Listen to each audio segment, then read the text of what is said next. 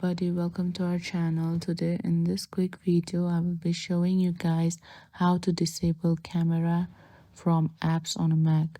Sometimes you may want to prevent certain applications from accessing your Mac's camera for privacy and security reasons. Here's how you can do it. Open System Preferences and go to Security and Privacy.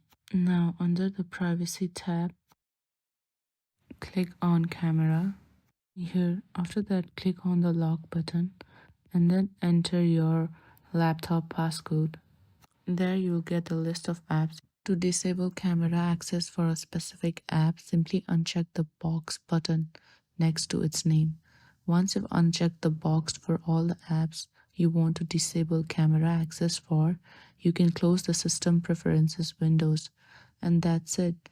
If you find this video useful, please don't forget to like, share and subscribe our YouTube channel for more amazing contents.